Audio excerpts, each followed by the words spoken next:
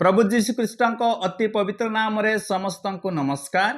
प्रिय बंधुगण, आज आमे माने जीशु मृत्यु विषय भाववाणी यही विषय बाइबल अध्ययन करिबा।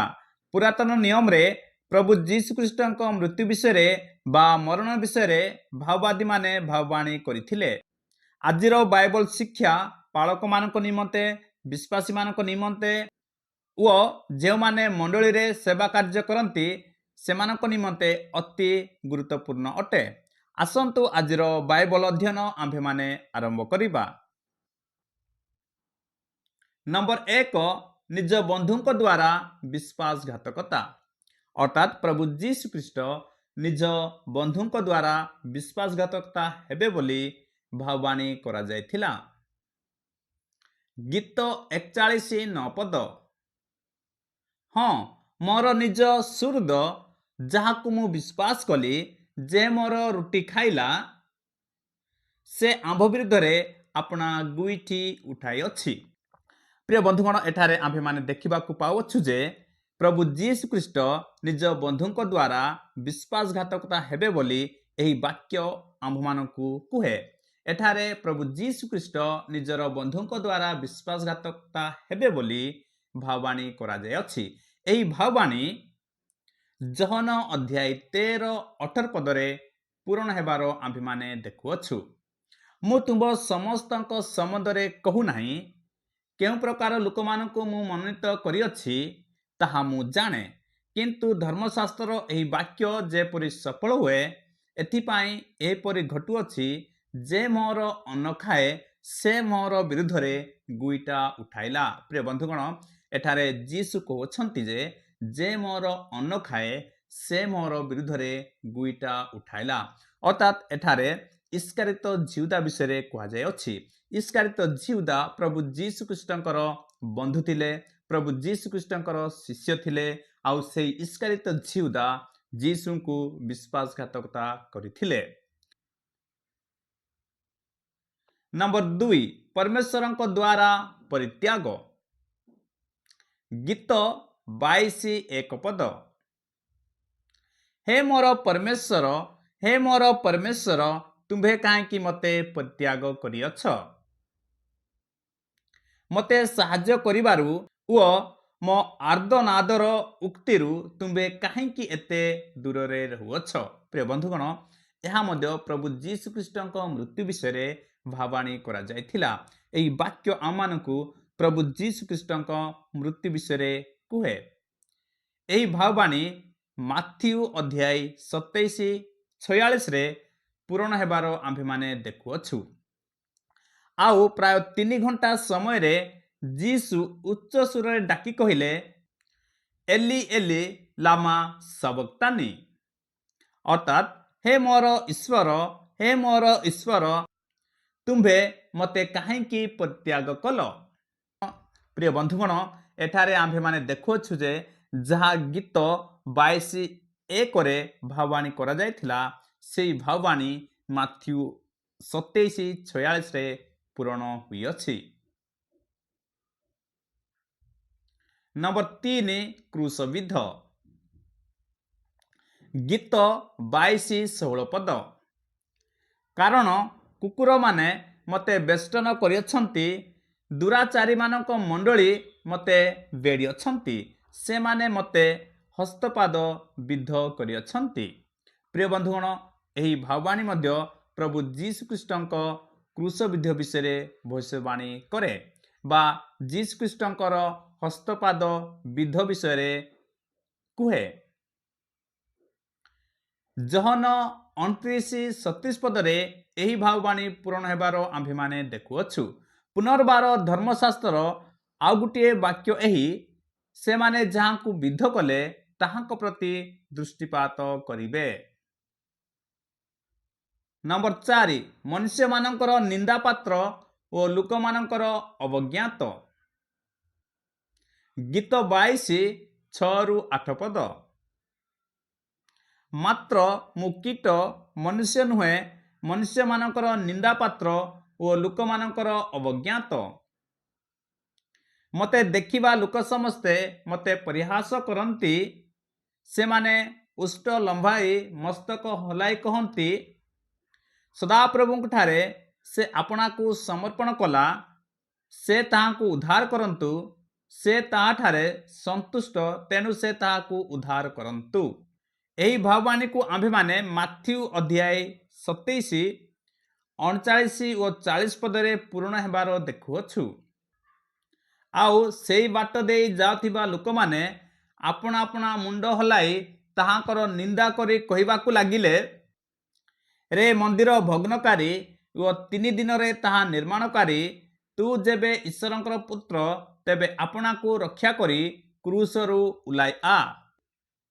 ପ୍ରିୟ ବନ୍ଧୁଗଣ, ଗୀତ 22:6-8ରେ ଯୀଶୁ ଖ୍ରୀଷ୍ଟ ଯେ ନିନ୍ଦାପାତ୍ର ଏବଂ ଲୋକମାନଙ୍କର ଅବଜ୍ଞାତ ହେବେ ବୋଲି ଭବିଷ୍ୟବାଣୀ କରାଯାଇଥିଲା, ଯାହାକି ମାଥ୍ୟୁ ଅଧ୍ୟାୟ 27, 39, 40 ପଦରେ ପୂରଣ ହେବାର ଆମ୍ଭେମାନେ ଦେଖୁଅଛୁ।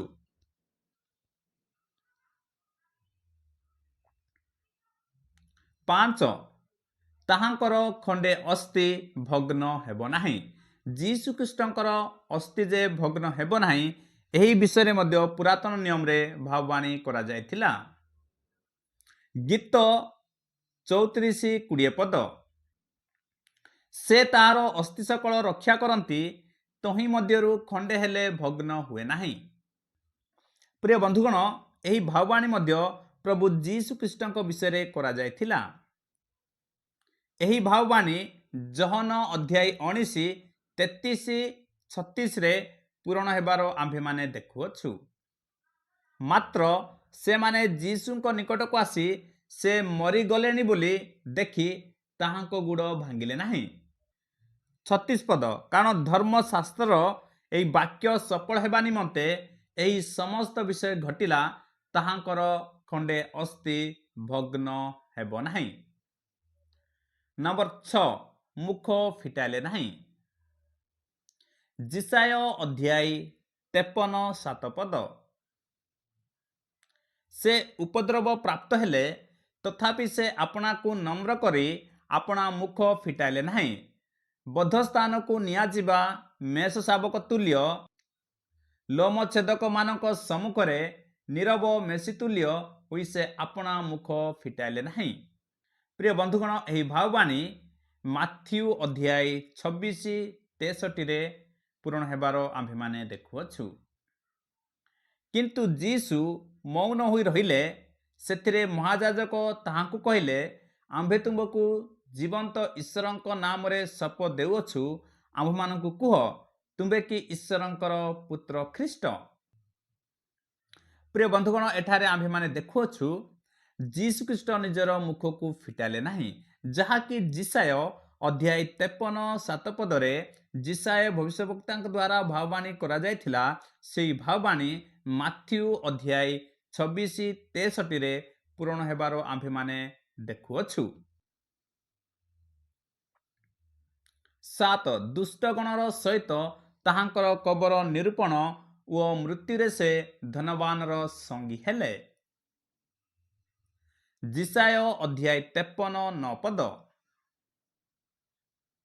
ପୁଣି ସେ କୌଣସି ଦୌରାମ୍ୟ ନ କଲେ ହେଁ ଓ ତାହାଙ୍କ ମୁଖରେ କୌଣସି ଛଳ ନଥିଲେ ହେଁ, ଲୋକମାନେ ଦୁଷ୍ଟଗଣର ସହିତ ତାହାଙ୍କର କବର ନିରୂପଣ କଲେ ଓ ମୃତ୍ୟୁରେ ସେ ଧନବାନର ସଙ୍ଗୀ ହେଲେ। ଏହି ଭାବବାଣୀ ମାଥ୍ୟୁ ଅଧ୍ୟାୟ 27, 38 ଆଉ 57-60 ପଦରେ ପୂରଣ ହେବାର ଆମ୍ଭେମାନେ ଦେଖୁଅଛୁ। ସେତେବେଳେ ତାହାଙ୍କ ଦକ୍ଷିଣ ପାର୍ଶ୍ୱରେ ଜଣେ ଓ ବାମ ପାର୍ଶ୍ୱରେ ଜଣେ, ଏହିପରି 2 ଜଣ ଡକାୟତ ତାହାଙ୍କ ସହିତ କ୍ରୁଶରେ ଚଢ଼ାଗଲେ। ବେଳ ଗଡ଼ି ଆସନ୍ତେ ଯୋସେଫ ନାମକ ହାରାମାଥ୍ୟାର ଜଣେ ଧନୀ ଲୋକ ଆସିଲେ, ସେ ମଧ୍ୟ ଯୀଶୁଙ୍କର ଜଣେ ଶିଷ୍ୟ ହୋଇଥିଲେ। ସେ ପିଲାତଙ୍କ ନିକଟକୁ ଯାଇ ଯୀଶୁଙ୍କ ଶରୀର ମାଗିଲେ। ସେଥିରେ ପିଲାତ ତାହା ଦେବାକୁ ଆଜ୍ଞା କଲେ। ଯୋସେଫ ଶରୀରଟି ଘେନି ପରିଷ୍କୃତ ଶୁଷ୍କ ବସ୍ତ୍ରରେ ଘୋଡ଼ାଇ ଆପଣାର ଯେଉଁ ନୂତନ ସମାଧି ପାହାଡ଼ରେ ଖୋଳିଥିଲେ, ସେଥିମଧ୍ୟରେ ତାହା ଥୋଇଲେ, ଆଉ ସମାଧି ଦ୍ୱାରରେ ଖଣ୍ଡିଏ ବଡ଼ ପଥର ଗଡ଼ାଇ ଦେଇ ଚାଲିଗଲେ। ଜିସାୟ ଭବିଷ୍ୟବକ୍ତା ଯେଉଁ ଭାବବାଣୀ କରିଥିଲେ ସେହି ଭାବବାଣୀ ମାଥ୍ୟୁ ପୁସ୍ତକ ଅଧ୍ୟାୟ 27 38 57ରୁ 60ରେ ପୂରଣ ହେବାର ଆମ୍ଭେମାନେ ଦେଖୁଅଛୁ। ପାପ ଓ ଅପରାଧ ନିମନ୍ତେ ବଳିଦାନ ହେଲେ। ପ୍ରିୟ ବନ୍ଧୁଗଣ, ପ୍ରଭୁ ଯୀଶୁ ଖ୍ରୀଷ୍ଟ ଯେ ମନୁଷ୍ୟମାନଙ୍କର ପାପ ଓ ଅପରାଧ ନିମନ୍ତେ ବଳିଦାନ ହେବେ ବୋଲି ପୁରାତନ ନିୟମରେ ଭବିଷ୍ୟବାଣୀ କରାଯାଇଥିଲା। ଜିସାୟ ଅଧ୍ୟାୟ 53 5 ଓ 6 ପଦ। ମାତ୍ର ସେ ଆମ୍ଭମାନଙ୍କ ଅଧର୍ମ ନିମନ୍ତେ କ୍ଷତ ବିକ୍ଷତ ହେଲେ ଓ ଆମ୍ଭମାନଙ୍କର ଅପରାଧ ନିମନ୍ତେ ଚୂର୍ଣ୍ଣ ହେଲେ। ଆମ୍ଭମାନଙ୍କର ଶାନ୍ତିଜନକ ଶାସ୍ତି ତାହାଙ୍କ ଉପରେ ବର୍ତ୍ତିଲା ଓ ତାହାଙ୍କ ପ୍ରହାରରେ ଆମ୍ଭେମାନେ ସୁସ୍ଥ ହେଲୁ। ଆମ୍ଭେମାନେ ସମସ୍ତେ ମେଷଗଣ ତୁଲ୍ୟ ବିପଦଗାମୀ ହୋଇଅଛୁ। ଆମ୍ଭେମାନେ ପ୍ରତ୍ୟେକ ଆପଣା ଆପଣା ବାଟରେ ଫେରିଅଛୁ, ଆଉ ସଦାପ୍ରଭୁ ଆମ୍ଭ ସମସ୍ତଙ୍କର ଅପରାଧ ତାହାଙ୍କ ଉପରେ ବର୍ତ୍ତାଇ ଅଛନ୍ତି। ଏହି ଭାବବାଣୀ ପ୍ରଥମ ପିତର ଅଧ୍ୟାୟ 2 24-25 ପଦରେ ପୂରଣ ହେବାର ଆମ୍ଭେମାନେ ଦେଖୁଅଛୁ। ଆମ୍ଭେମାନେ ଯେପରି ପାପ ପ୍ରତି ମୃତ ହୋଇ ଧାର୍ମିକତା ନିମନ୍ତେ ଜୀବନଯାପନ କରୁ, ଏଥିନିମନ୍ତେ ସେ ଆପଣା କ୍ରୁଶ ଉପରେ ନିଜର ଶରୀରରେ ଆମ୍ଭମାନଙ୍କର ସମସ୍ତ ପାପ ବହନ କଲେ। ତାହାଙ୍କ ପ୍ରହାରରେ ତୁମ୍ଭେମାନେ ସୁସ୍ଥ ହୋଇଅଛ। କାରଣ ତୁମ୍ଭେମାନେ ମେଷ ତୁଲ୍ୟ ବିପଦଗାମୀ ହୋଇଥିଲ, କିନ୍ତୁ ଏବେ ତୁମମାନଙ୍କର ଆତ୍ମାର ପାଳକ ଓ ଅଧିକଙ୍କ ନିକଟକୁ ବାହୁଡ଼ି ଆସିଅଛ। ପ୍ରିୟ ବନ୍ଧୁଗଣ, ଆଜି ଆମ୍ଭେମାନେ ଯୀଶୁ ଖ୍ରୀଷ୍ଟଙ୍କ ମୃତ୍ୟୁ ବିଷୟରେ ଭାବବାଣୀ ଏହି ବିଷୟରେ ବାଇବଲ ଅଧ୍ୟୟନ କରିଅଛୁ। ପୁରାତନ ନିୟମରେ ଭବିଷ୍ୟତ ବକ୍ତାମାନେ ଯୀଶୁ ଖ୍ରୀଷ୍ଟଙ୍କ ମୃତ୍ୟୁ ବିଷୟରେ, ଯୀଶୁ ଖ୍ରୀଷ୍ଟଙ୍କ ମରଣ ବିଷୟରେ ଭାବବାଣୀ କରିଥିଲେ। ସେହି ଭାବବାଣୀ ନୂତନ ନିୟମରେ କେଉଁଠାରେ ପୂରଣ ହୋଇଅଛି ତାହା ମଧ୍ୟ ଆମ୍ଭେମାନେ ଦେଖିଅଛୁ। ଯେଉଁମାନେ ଗୁଡ୍ ଫ୍ରାଇଡେରେ ମେସେଜ ପ୍ରଚାର କରିବା ପାଇଁ ଚାହୁଁଛନ୍ତି ବା ଗୁଡ୍ ଫ୍ରାଇଡେରେ ଈଶ୍ୱରଙ୍କର ବାକ୍ୟକୁ ଶିକ୍ଷା ଦେବା ପାଇଁ ଚାହାନ୍ତି, ସେମାନଙ୍କ ନିମନ୍ତେ ଆଜିର ଏହି ବାଇବଲ ଶିକ୍ଷା ଅତି ଗୁରୁତ୍ୱପୂର୍ଣ୍ଣ ଅଟେ। ଆଜିର ଏହି ବାଇବଲ ଶିକ୍ଷା ଦ୍ୱାରା ଈଶ୍ୱର ଆମ ସମସ୍ତଙ୍କୁ ଆଶୀର୍ବାଦ କରନ୍ତୁ।